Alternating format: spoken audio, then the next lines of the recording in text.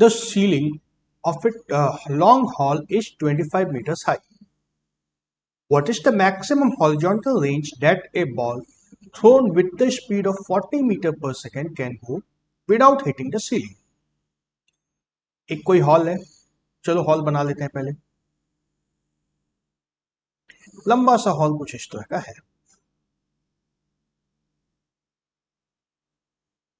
ठीक है।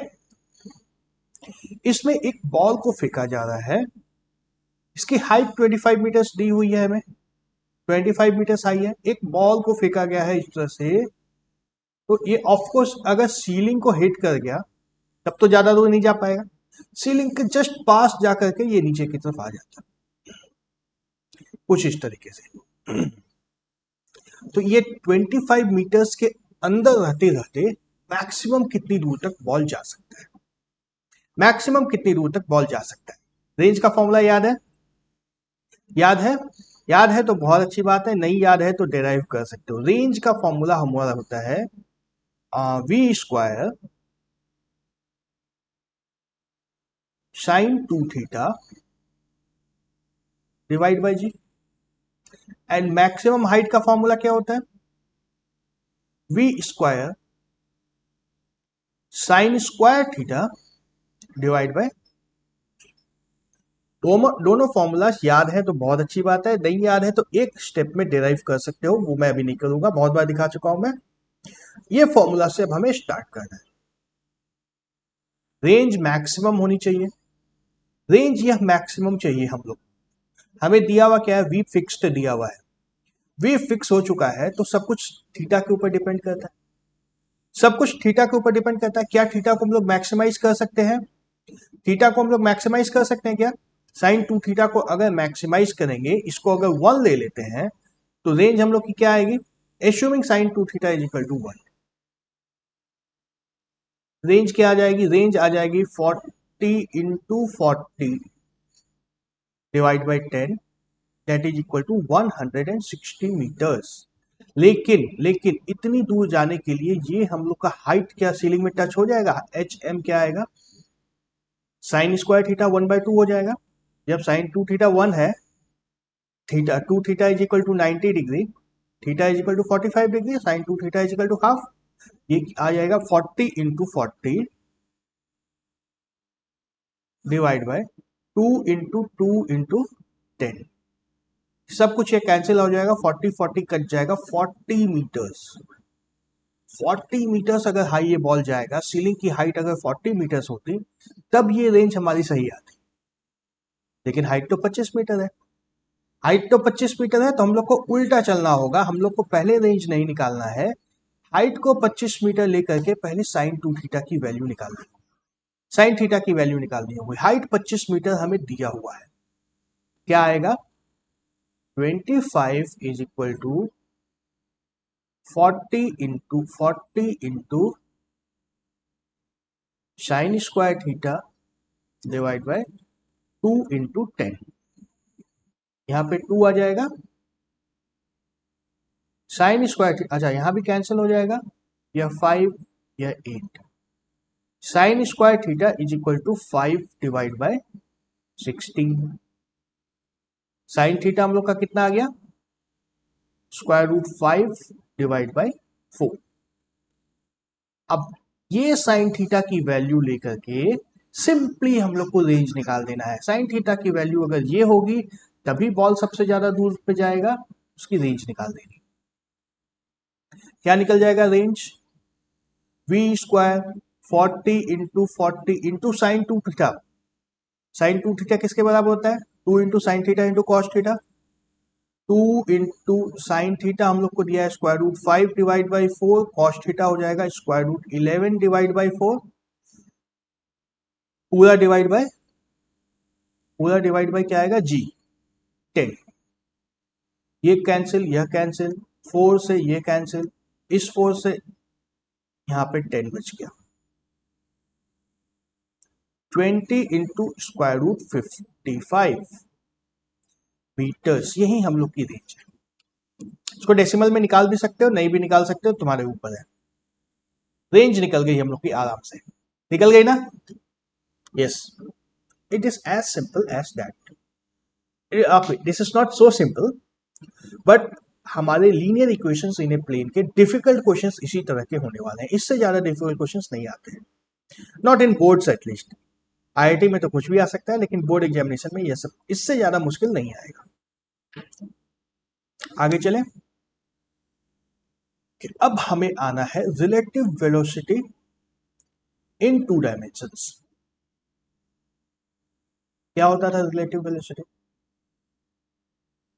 Relative velocity of A with respect to B, ये जब निकालते थे तो हम लोग क्या करते थे? Velocity of A minus velocity of B करते थे। वन डायमेंशन में ये होता था, टू डायमेंशन में करना है तो सारे वेक्टर्स हो जाएंगे। Velocity of A with respect to B vector, this is equal to velocity of A vector minus velocity of B vector. बस बस बस इतना ही करना है, कोई नया चीज नहीं है, कोई नया चीज नहीं है। बस वेक्टर्स में कन्वर्ट कर दो, X component and I component आ जाएगा दोनों, एंड देन हम लोग जैसे इक्वेशंस अपने लेके चल रहे हैं सब कुछ वैसा ही चलता जाएगा। एक एग्जांपल देखते हैं, ज्यादा अच्छा से समझ में आएगा। A girl riding on A bicycle with a speed 5 meter per second towards the north direction observes rain falling vertically down. ठीक है, if she increases her speed to 10 meter per second, rain appears to meet her at 45 degrees to the vertical. यह भी ठीक है। What is the speed of the rain and what direction? What is the direction of the rainfall as observed by a ground based observer? क्या करेंगे हम लोग? Relative velocity का question है। Girl riding a bicycle observes rain falling vertically down, मतलब velocity of rain with respect to the girl, यही है ना, velocity of rain with respect to the girl. ये दिया हुआ है हमें vertically down, vertically down. X component Y component ले लेते हैं, ज्यादा अच्छा रहेगा। हमें दिया है girl is moving towards the north, north को ये मान लो, नॉर्थ ऊपर की तरफ होता है, लेकिन हम लोग अगर ऊपर की तरफ अगर नॉर्थ अभी मान लेंगे तो फिर वर्टिकली डाउनवर्ड डायरेक्शन कहाँ जाएगा? वर्टिकली डाउनवर्ड डायरेक्शन कहाँ जाएगा? There is no option for that. तो इसको हम लोग थोड़ी देर के लिए इसको नॉर्थ मान लेते हैं। रेन का डायरेक्शन क्या होना चाहिए? वर्टिकली डाउनवर्ड्स, इधर है ना। लेकिन अब रीड द क्वेश्चन फिर से, अगेन फिर से क्वेश्चन को पढ़ो।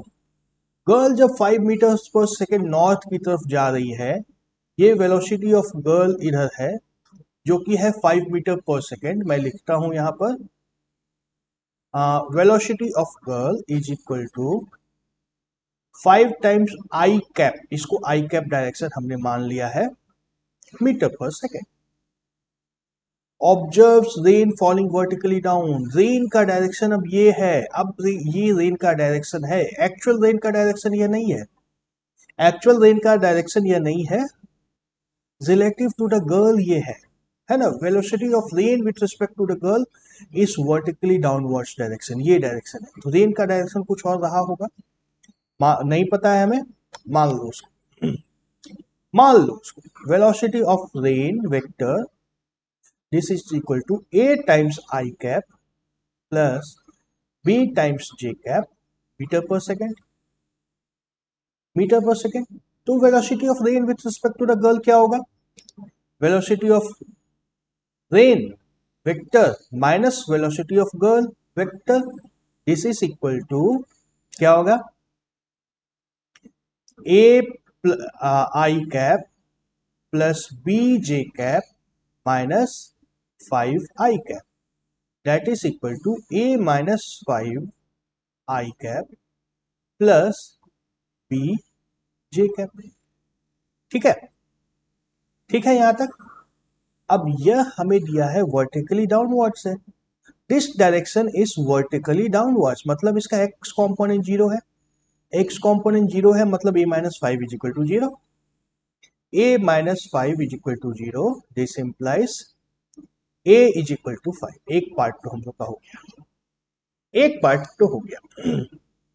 अब दूसरे पार्ट पे आना है। If she increases her speed to 10 metre per second, velocity of girl 1 मान लो अपने चेंज हो गया। वेलोसिटी ऑफ गर्ल जब चेंज होकर के 10 मीटर पर सेकेंड हो गया, आई कैप डायरेक्शन वही है, then what is the velocity of rain? Velocity of rain with respect to girl velocity 1, changed velocity क्या होगा? a minus 10 I cap. A की वैल्यू 5 रख ही देते हैं, क्यों ए में पढ़ना, ए की वैल्यू 5 रख देते हैं। 5 माइनस 10 तो -5 आई कैप प्लस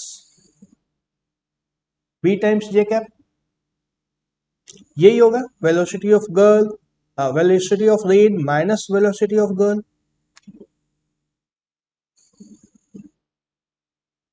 नहीं समझ में आ रहा है, चलो मैं लिख देता हूं उसको मिटाकर। क्या होगा? यह होगा velocity of rain vector minus velocity of girl 1 vector, that is equal to velocity of rain हम लोग को क्या दिया है? A I cap plus B J cap minus velocity of girl क्या है?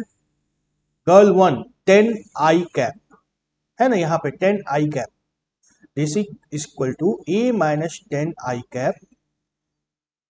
ए की वैल्यू 5 है, A minus 10 I cap plus B times J cap, और जब ए की वैल्यू 5 रख दोगे तो -5 आई कैप प्लस बी टाइम्स जे कैप। यहां तक ठीक है? ठीक है। Now what? This is 45 degrees angle, ये एंगल 45 डिग्रीज का बन रहा है। इसका मतलब क्या है? इसका मतलब है कि A 5 B is equal to -5, B is equal to -5। तो हमारा डायरेक्शन क्या हुआ रेन का? Sorry, speed of rain, speed of rain, velocity of rain, इसका मैग्नीट्यूड निकालेंगे तो 5 आई कैप -5 जे कैप, इसका magnitude that is equal to 5 square root 2 metre per second. ठीक है। डायरेक्शन निकालेंगे तो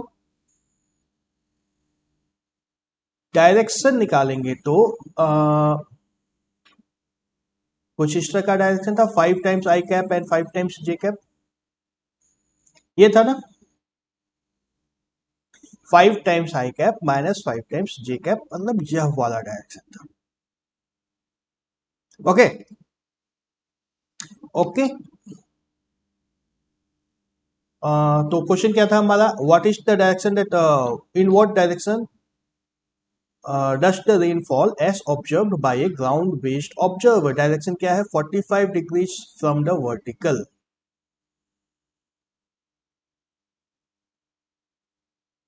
यही था। यस, वेक्टर्स का सारा कॉन्सेप्ट लग जाएगा जब रिलेटिव वेलोसिटी का क्वेश्चन आएगा।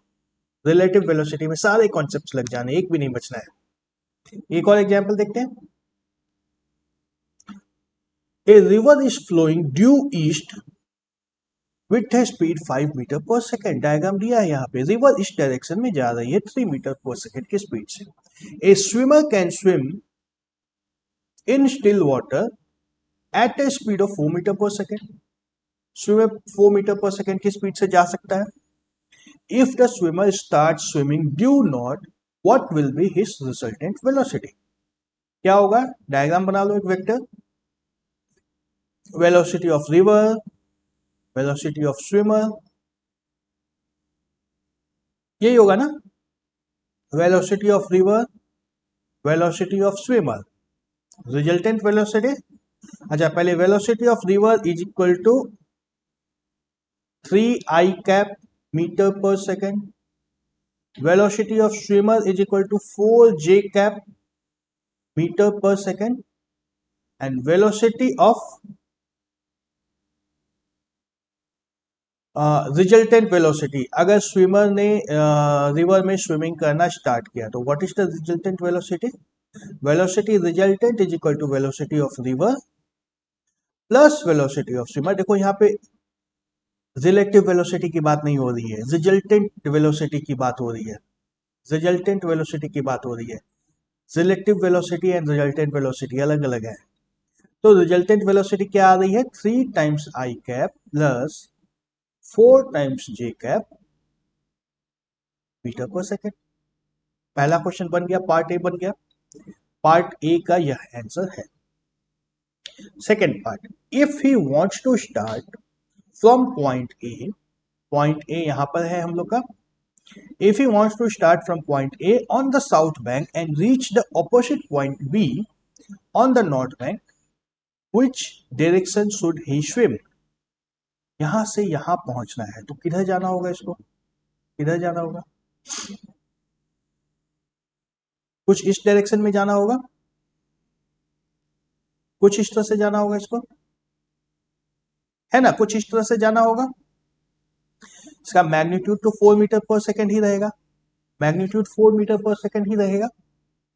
अगर यह एंगल थीटा है, यह एंगल थीटा है, पार्ट बी में आ गए हम लोग। Velocity of swimmer, velocity of swimmer क्या होगा, -4 cos theta i cap plus 4 sin theta j cap, यही होगा। एंड रिजल्टेंट वेलोसिटी अगर निकालेंगे, resultant velocity this is equal to 3 velocity of river plus velocity of swimmer, जो क्या होगा 3 - 4 cos theta i cap plus 4 sin theta ji cap. Theta यह है हम लोग का, थीटा एंगल यह है, ध्यान रखना हमने थीटा इसी को लिया है।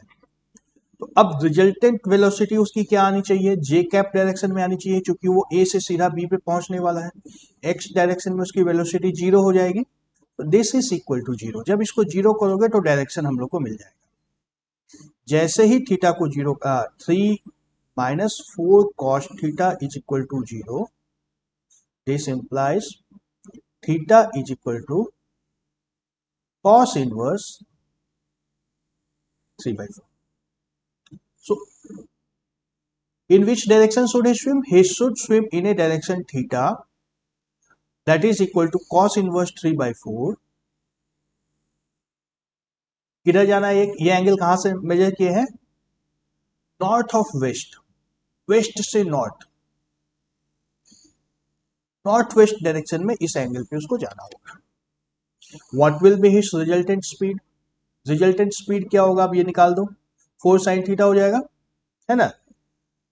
वी रिजल्टेंट का मैग्नीट्यूड जो होगा that is equal to 4 sin theta, चूंकि एक ये तो 0 हो चुका है, दिस पार्ट इज ऑलरेडी 0, तो सीधा सीधा 4 sin थीटा होगा, जो कि कितना हो जाएगा 4 इंटू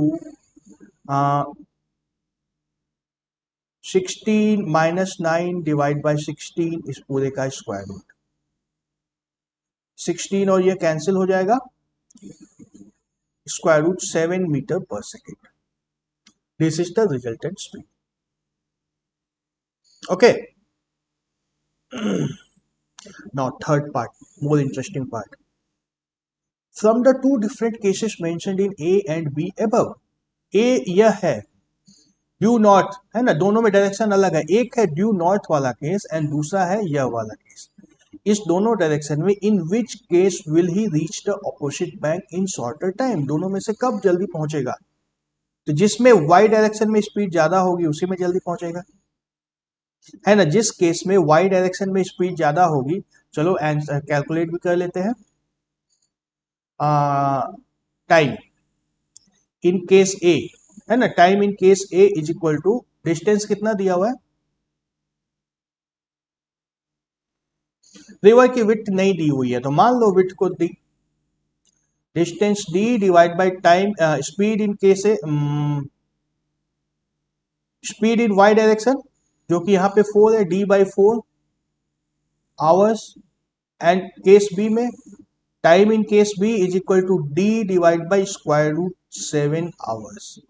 कौन सा ज्यादा है, कौन सा ज्यादा है, of course T A is greater than T D B. Time in case A is greater than, sorry less than,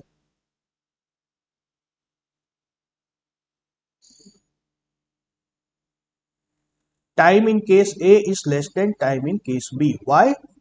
यहाँ पे डिनोमिनेटर में 4 है एंड यहाँ पे कितना है, कम है।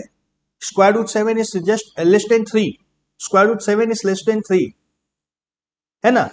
टाइम बी में केस बी में टाइम ज्यादा लगेगा। मतलब देख रहे हो, स्ट्रेंज थिंग्स हैपन। अगर वो ड्यू नॉर्थ जाना स्टार्ट करेगा, अगर वो इधर जाना स्टार्ट करेगा, पहुंचेगा कहीं और लेकिन जल्दी पहुंच जाएगा। पहुंचेगा कहीं और, वो पहुंचेगा कहाँ, 3i cap plus 4j cap, मतलब x डायरेक्शन में भी कहीं और वो यहाँ पहुंच जाएगा। अगर वो सीधा यहाँ स्विम करना स्टार्ट करेगा तो रिजल्टेंट वेलोसिटी का डायरेक्शन क्या होगा, रिजल्टेंट वेलोसिटी का डायरेक्शन क्या होगा, कुछ इस डायरेक्शन में होगा। वो यहाँ पहुंच जाएगा, यहाँ पहुंच जाएगा, बट वो जल्दी पहुंचेगा। एंड अगर वो यहाँ पहुंचने की कोशिश करेगा, अगर वो यहाँ पहुंचने की कोशिश करेगा, इस डायरेक्शन में स्विम करेगा, तो यहाँ पहुंच जाएगा, बट टाइम ज्यादा लगेगा, टाइम ज्यादा लगेगा। Strange things happen.